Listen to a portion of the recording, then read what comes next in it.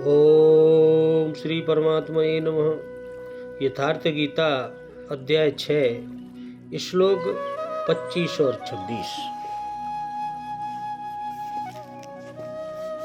शनि शनि उपरमेत बुद्ध्या धृति गृहीतया आत्मसंस्थं मनम कृत्वा न किंचितम अपि चिंतयेत। यतो यतो निःसृत मनः चंचलम् अस्थिरं ततः ततः नियम्येतत् आत्मनि एव वशं नयेत। भगवान कह रहे अर्जुन, क्रम क्रम से अभ्यास करता हुआ उपरति को प्राप्त हो तथा धैर्य युक्त बुद्धि के द्वारा मन को परमात्मा में स्थिर करके परमात्मा की सेवा और कुछ भी चिंतन न करे, ऐसी स्थिति आ जाए। यह स्थिर न रहने वाला और चंचल मन जिस जिस शब्दादि विषय के निमित्त से संसार में विचरता है, उस विषय से रोक कर यानी हटा कर इसे बार बार परमात्मा में ही निरुद्ध करे। भगवान कह रहे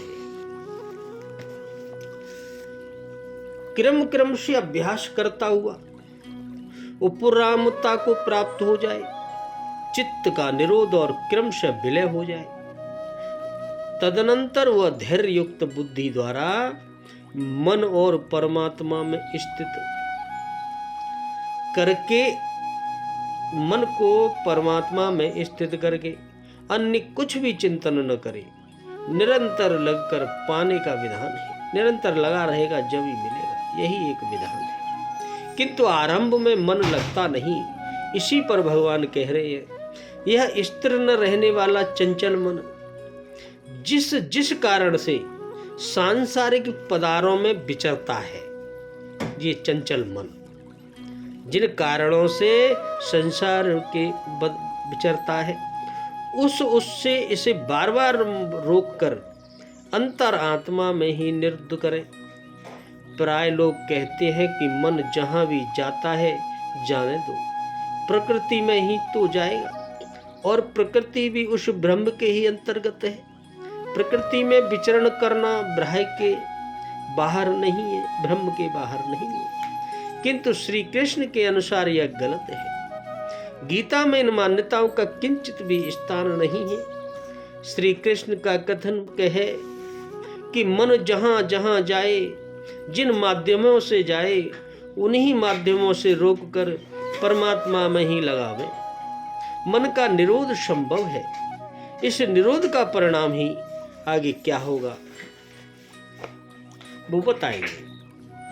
शनै शनै उपरति को प्राप्त होना तथा धैर्य युक्त बुद्धि के द्वारा मन को परमात्मा में स्थित करना क्या है।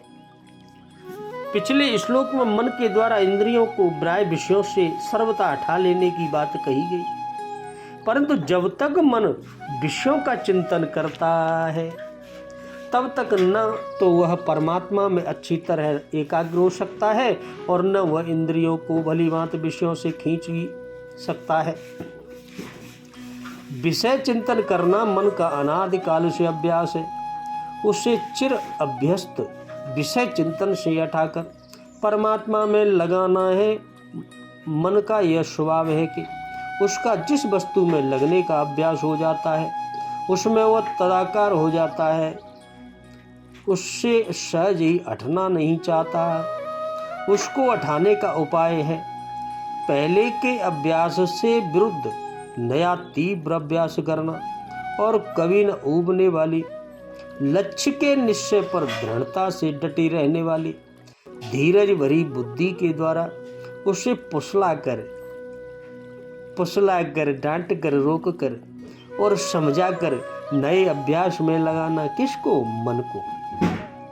धीरज छोड़ देने से या जल्दी करने से काम नहीं चलता। न तो जल्दी करनी है न धीरज छोड़ना। बुद्धि दृढ़ रही और अभ्यास जारी रहा तो कुछ ही समय में मन पहले विषय से सर्वथा हटकर नए विष में तदाकार हो जाएगा। हाँ, फिर इससे यह वैसे ही नहीं हटेगा जैसे अभी उससे नहीं हटता है। इसीलिए भगवान शनि शनि उपरत होने तथा धैर्ययुक्त बुद्धि से मन को परमात्मा में स्थित करने के लिए कहकर यही भाव दिखला रहे हैं कि जैसे छोटा बच्चा हाथ में कैंची या चाकू पकड़ लेता है, तब उसकी माता जैसे समझा बुझाकर आवश्यक होने पर डांट डपट कर भी धीरे धीरे उसके हाथ से चाकू और कैंची छीन लेती है, वैसे ही विवेक और वैराग्य से युक्त बुद्धि के द्वारा मन को सांसारिक भोगों की अनित्यता और क्षण भंगुरता समझाकर और भोगों में फंस जाने से प्राप्त होने वाले बंधन और नरक आदि यातनाओं का भय दिखलाकर उसे विषय चिंतन में सर्वथा रहित कर देना चाहिए। यही शनै शनै उपरति को प्राप्त होना है। जब तक मन विषय चिंतन का सर्वथा त्याग न कर दे, तब तक साधक को चाहिए कि प्रतिदिन आसन पर बैठकर पहले इंद्रियों को बाह्य विषयों से रोके, पीछे बुद्धि के द्वारा शनि शनि मन को विषय चिंतन से रहित करने की चेष्टा करे और इसी के साथ साथ धैर्यवती बुद्धि के द्वारा उसे परमात्मा में स्थित करता रहे।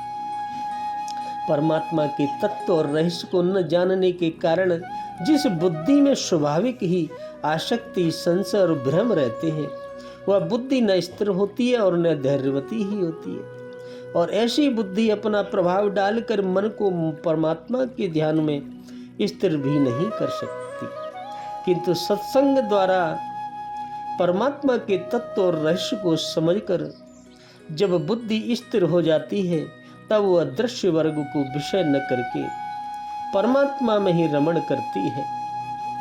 उस समय उसकी दृष्टि में एक परमात्मा के सिवा और कुछ भी नहीं रह जाता। तब वह मन को भली बात विषय से हटाकर उसे परमात्मा के चिंतन में नियुक्त कर देता है, क्रमशः उसे तदाकार कर देती है। यही युक्ति धैर्य युक्त बुद्धि के द्वारा मन का परमात्मा में स्थित कर देना है। परमात्मा के सिवा कुछ भी चिंतन न करें, इसका क्या भाव है?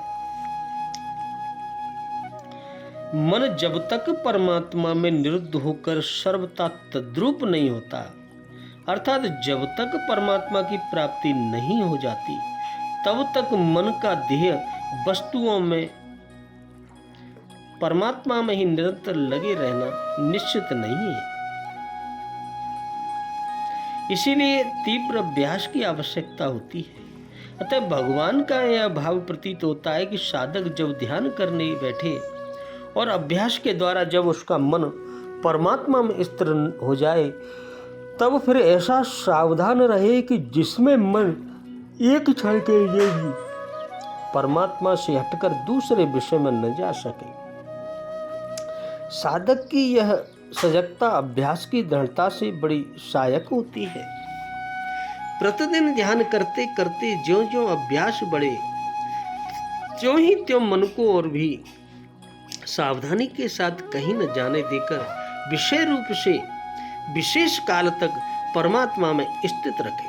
विशेष रूप से ध्यान के समय मन को परमात्मा के स्वरूप में कैसे लगाना चाहिए, पहले बताए हुए प्रकार से अभ्यास करता हुआ साधक एकांत में बैठकर ध्यान के समय मन को सर्वथा निर्विषय करके एकमात्र परमात्मा के स्वरूप में लगाने की चेष्टा करें। मन में जिस किसी वस्तु की प्रतीति हो, उसको कल्पना मात्र जानकर तुरंत ही त्याग दे। इस प्रकार चित्त में स्मृति वस्तु मात्र का त्याग करके क्रमशः शरीर, इंद्रिय, मन और बुद्धि की सत्ता का भी त्याग कर दे।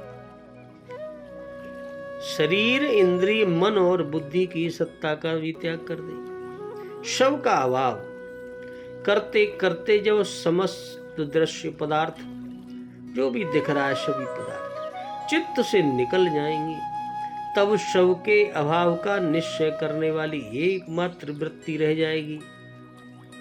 यह वृत्ति शुभ और शुद्ध है, परंतु दृढ़ धारणा के द्वारा इसका भी बाध करना चाहिए। यह समस्त दृश्य प्रपंच अभाव हो जाने के बाद अपने आप ही शांत हो जाएगी। इसके बाद जो कुछ बच रहता है वही अचिंत्य तत्व है, वह केवल है और समस्त उपाधियों से रहित अकेला ही परिपूर्ण है। उसका न कोई वर्णन कर सकता है न चिंतन। अतएव इस प्रकार दृश्य प्रपंच और शरीर, इंद्रिय, मन, बुद्धि और अहंकार का अभाव करने वाली वृत्ति का भी अभाव करके अचिंत्य तत्व में स्थित होने की चेष्टा करनी चाहिए। मन को परमात्मा में स्थित करके परमात्मा के सिवा अन्य किसी भी चिंतन न करने की बात कही गई, परंतु यदि किसी साधक का चित्त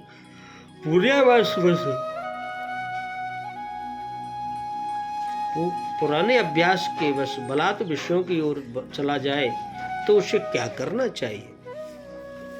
भगवान इस श्लोक का क्या अभिप्राय है? मन बड़ा ही अस्थिर और चंचल है, यह सहज में कहीं भी स्थिर नहीं होना चाहता। फिर इससे नए अभ्यास से तो यह बार बार भागता है। साधक बड़े प्रयत्न से मन को परमात्मा में लगाता है।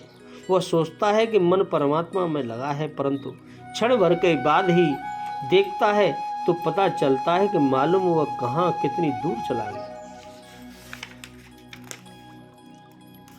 इसलिए पिछले श्लोक में कहा कि साधक सावधान रहे और परमात्मा को छोड़कर इसे दूसरा चिंतन करने ही न दे, परंतु सावधान रहते भी जरा सा मौका पाते ही यह चट से निकल जाएगा और ऐसा निकल कर भागेगा कि कुछ देर तक तो पता ही नहीं चलेगा कि यह कब और कहाँ गया। परमात्मा को छोड़कर विषयों की ओर भागकर जाने में अज्ञान तो असली कारण है, जिससे मोहित होकर ये आनंद और शांति के अनंत समुद्र सच्चिदानंद घन परमात्मा को छोड़कर अनित्य क्षणभंगुर और दुखजनक विषयों के दौड़ दौड़ कर जाता है और उनमें रमता है, परंतु उसकी अपेक्षा अत्यंत गौड़ होने पर भी साधन की दृष्टि से प्रधान कारण है विषय चिंतन का चिरकालीन अभ्यास। इसलिए भगवान कहते हैं कि ध्यान के समय साधक को ज्यों ही पता चले कि मन अन्यंत्र विषयों में गया, तो ही बड़ी सावधानी और दृढ़ता के साथ बिना किसी मुलाहिजे के तुरंत उसे पकड़कर लावे और परमात्मा में लगावे। यो बार बार विषयों से हटा कर उसे परमात्मा में लगाने का अभ्यास करे। मन चाहे 1000 अनुनय विनय करे, खूब हाथ जोड़े, चाहे जैसी कुशामद करे, चाहे जितना लोभ प्रेम या डर दिखावे, उसकी एक भी न सुने। उसे कुछ भी ढिलाई मिली कि उसकी कुछ श्रृंखला बढ़ी। इस अवस्था में मन की बात सुनकर उसे जरा भी कहीं रोकने देना रोगी को मोहबश कुपथ्य देकर या बच्चे को पैनी छुरी सौंप कर उसे हाथ से खो देने की समान ही होता है। सावधानी ही साधन है। साधक यदि इस अवस्था में असावधान और आसक्त हो रहेगा तो उसका ध्यान योग सफल नहीं होगा। अतः उसे खूब सावधान रहना चाहिए और मन को पुनः पुनः विषयों से हटाकर परमात्मा में लगाना चाहिए। पिछले श्लोक में और इसमें दोनों में ही आत्मा शब्द का अर्थ परमात्मा किया गया है। इसका क्या कारण है? यहाँ आत्मा और परमात्मा के अविद्य का प्रकरण इसी बात को स्पष्ट करने के लिए आत्मा शब्द का अर्थ परमात्मा किया गया है। चित्त को सब ओर से हटाकर एक परमात्मा में स्थिर करने से क्या होगा, इस पर आगे भगवान बताएंगे। बोलो राधे राधे, जय श्री कृष्ण।